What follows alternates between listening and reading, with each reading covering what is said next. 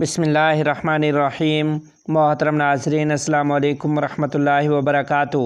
عالمی مجلس تحفظ ختم نبوت صوبہ سندھ کے امیر، جامعہ ندوۃ العلوم ختم نبوت ٹنڈو آدم کے محتمم، جامعہ حمادیہ ٹنڈو آدم کے سرپرست، یادگار اسلاف حضرت مولانا احمد میاں حمادی رحمہ اللہ طویل علالت کے بعد انتقال کر گئے۔ انا للہ و انا الیہ راجعون۔ حضرت رحمہ اللہ گزشتہ کچھ دنوں سے سانس کی تکلیف کی وجہ سے حیدرآباد کے ہسپتال میں داخل تھے۔ ان کی عمر 98 برس تھی۔ آپ رحمہ اللہ عظیم روحانی شخصیت حضرت مولانا حماد اللہ ہالیجوی رحمہ اللہ کے پوتے اور خلیفہ بھی تھے۔ ساری زندگی ختم نبوت کے تحفظ و ناموس کے لیے وقف کی تھی۔ ان کی رحلت سے اہل حق ایک عاشق رسول صلی اللہ علیہ وسلم ہستی سے محروم ہو گئے۔ دہائیوں سے ختم نبوت کے لیے رات دن کام کیا۔ ہماری دعا ہے کہ اللہ تعالیٰ درجات عالیہ خوب سے خوب بلند فرمائیں، آخرت کی منزلیں آسان فرمائیں اور ان کے لواحقین کو صبر جمیل عطا فرمائیں۔ وفاق المدارس العربیہ پاکستان کے قائدین نے مولانا احمد میاں حمادی رحمہ اللہ کی رحلت پر گہرے رنج و غم کا اظہار کرتے ہوئے اہل خانہ سے مسنون تعزیت کا اظہار کیا ہے، نیز احباب و اہل مدارس سے خصوصی دعاؤں کی درخواست کی ہے۔ مسلمانوں نے رام مندر کے سامنے تقسیم کیے ٹھنڈے مشروبات۔ تفصیلات کے مطابق اورنگ آباد میں پچھلے سال اورنگ آباد کے رام مندر کے روبرو کئی ساری پولیس کی گاڑیاں بھی جلائی گئیں اور آگ زنی کی گئی۔ اس میں عام لوگوں کو بڑے پیمانے پر نقصان پہنچا تھا، لیکن گزشتہ کل اسی رام مندر کے سامنے رام نومی کے دن مسلم مذہب کے ماننے والے لوگوں نے مفت میں شربت تقسیم کیا، کیونکہ موسم گرما چل رہا ہے اور شدت کی دھوپ ہے۔ لوگ اس دھوپ میں اپنے گھروں سے باہر نہیں نکل رہے ہیں۔ اس دوران سابق کارپوریٹر اسحاق حاجی نے ETV بھارت سے بات کرتے ہوئے کہا کہ پچھلے سال جو واقعہ ہوا تھا وہ بہت ہی افسوسناک تھا، کیونکہ یہ رام مندر مسلم اکثریتی علاقے میں ہے اور پچھلے کئی سالوں سے اس علاقے میں رام بھگت آتے ہیں اور بہت ایسے بھی مسلم ہیں جو اس رام مندر کی دیکھ بھال کرتے ہیں۔ اسحاق نے بتایا کہ وہ پچھلے 20 سالوں سے اس رام مندر کے سامنے ہر رام نومی کے دن دوپہر کے وقت مندر میں درشن کے لیے آنے والے رام بھگتوں کو ٹھنڈا شربت پلاتے ہیں۔ شری رام انگڑے کا کہنا ہے کہ کراڑپورہ علاقے میں واقع رام مندر کئی سو سال پرانا ہے اور اس کی دیکھ بھال بھی سبھی مذاہب کے لوگ کرتے ہیں، لیکن فی الحال یہ رام مندر مسلم اکثریتی علاقے میں ہے۔ شری رام انگڑے نے بتایا ہے کہ مندر میں کسی بھی قسم کی تقریب ہوتی ہے تو اس تقریب میں مندر کے آس پاس رہنے والے مسلم مذہب کے لوگوں کو بلایا جاتا ہے۔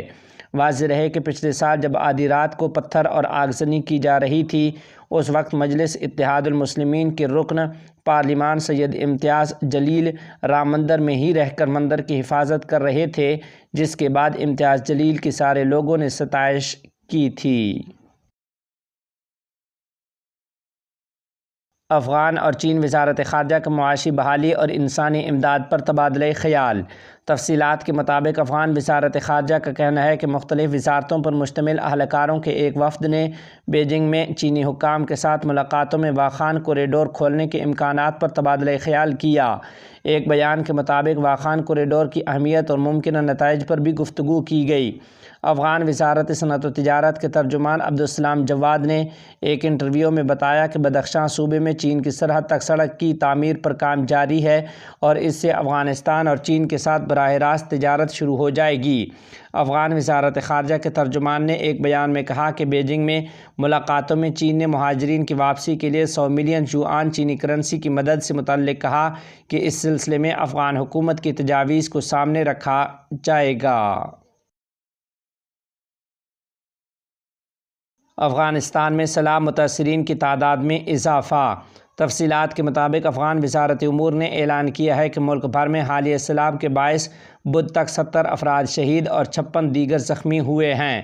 وزارت کے پریس ریلیز میں یہ بھی کہا گیا ہے کہ حالیہ سیلاب میں 2627 رہائشی مکانات مکمل یا جزوی طور پر تباہ ہو گئے ہیں۔ حالیہ دنوں میں شدید بارشوں اور سیلاب سے ملک کے 23 صوبے متاثر ہوئے ہیں اور 600 مویشی ہلاک ہو چکے ہیں۔ حکومت کی منسٹری آف ڈیزاسٹر مینجمنٹ نے عہد کیا ہے کہ متاثرین کی ہنگامی ضروریات کا خیال رکھا جائے گا اور ان کے لیے مستقل مکانات تعمیر کیے جائیں گے۔ اقوام متحدہ کے دفتر برائے رابطہ برائے انسانی امور OCHA کے نمائندے نے بھی سیلاب زدگان کو طبی امداد، نقد رقم، خوراک، پینے کا پانی اور عارضی پناہ گاہ فراہم کرنے کا وعدہ کیا ہے۔ اس کے علاوہ دیگر امدادی اداروں نے کہا ہے کہ وہ افغانستان میں قدرتی آفات کے متاثرین کو خوراک اور نقد امداد فراہم کریں گے۔ واضح رہے کہ ملکی محکمہ موسمیات نے اتوار تک ملک میں مزید بارشوں کی پیش گوئی کی ہے۔ وزیر معدنیات و پیٹرولیم کے نوجوانوں کے لیے روزگار کے مواقع پیدا کرنے کی تاکید۔ تفصیلات کے مطابق افغانستان کے وزیر معدنیات و پیٹرولیم نے افچین کمپنی کے عہدیداروں سے ملاقات میں معاملات کی شفافیت، سماجی پروگراموں کے نفاذ اور نوجوانوں کے لیے روزگار کے مواقع پیدا کرنے پر زور دیا ہے۔ وزارت مائنز اینڈ پیٹرولیم کے پریس آفس نے ایک خبر میں کہا ہے کہ وزیر معدنیات و پیٹرولیم شیخ شہاب الدین دلاور نے افچین کمپنی کے عہدیداروں سے کمپنی کی حالیہ پیش رفت، سرگرمیوں، ان کے مطالبات اور مسائل پر تبادلہ خیال کیا۔ انہوں نے کام کے عمل میں بہتری اور تیزی لانے کی ہدایت کی اور مسائل کے حل کی یقین دہانی کرائی ہے۔ اس کے علاوہ اس ملاقات میں افچین کنٹریکٹ کمپنی کی طرف سے امور دریا آئل فیلڈ سے درکار آئل ڈیزل کا ٹینڈر اوپننگ ایک شفاف عمل کے ساتھ کیا گیا اور سرکاری آئل اینڈ گیس کمپنی کو صحیح قیمت کی فراہمی پر فاتح تسلیم کیا گیا۔ افتتاحی تقریب میں معدنیات اور پیٹرولیم کے قائم مقام وزیر نے معاملات کی شفافیت، وعدوں کے مطابق سماجی خدمات کے نفاذ اور نوجوانوں کے لیے روزگار کے مواقع پیدا کرنے پر زور دیا ہے۔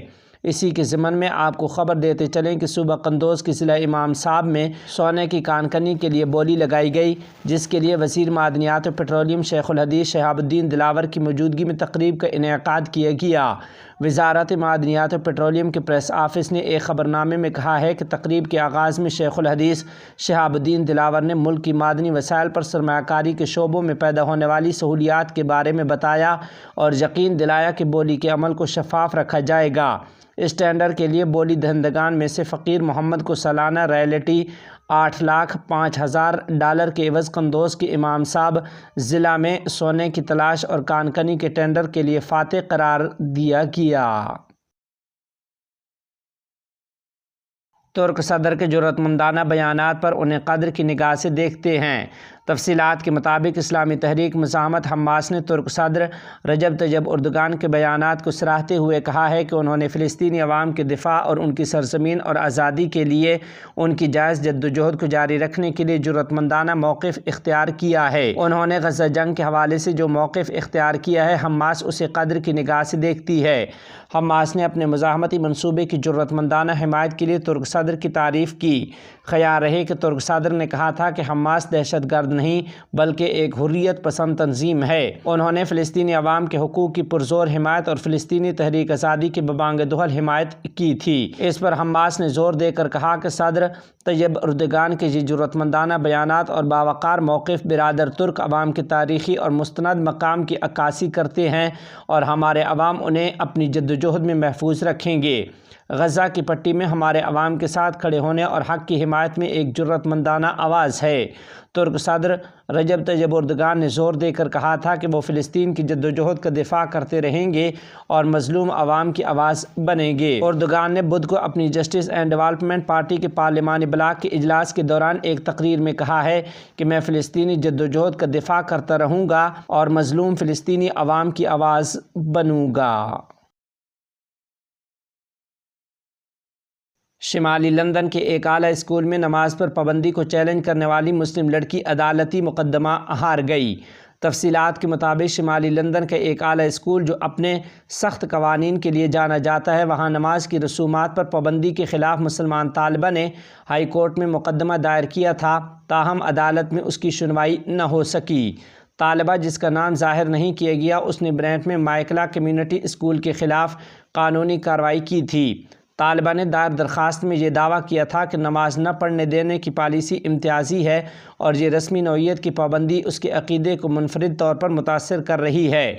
عدالت میں طالبہ کی جانب سے استدلال کیا گیا کہ نماز کے بارے میں اسکول کا موقف غیر قانونی اور مذہبی آزادی کے حق کی خلاف ورزی ہے اور یہ امتیازی سلوک ہے۔ اسکول کے ہیڈ ٹیچر کیتھرین ببریل سنگھ نے عدالت میں دلیل دی کہ اس کی نماز کے حوالے سے پالیسی جائز تھی کیونکہ اس جگہ مذہبی عبادات کے باعث اسے دھمکیوں کا سامنا کرنا پڑا تھا۔ منگل کو ایک تحریری فیصلے میں جج مسٹر جسٹس لنڈن نے نماز کی رسومات پر پابندی کے خلاف شاگرد کے دلائل کو مسترد کر دیا اور اسکول کے حق میں فیصلہ سنایا ہے۔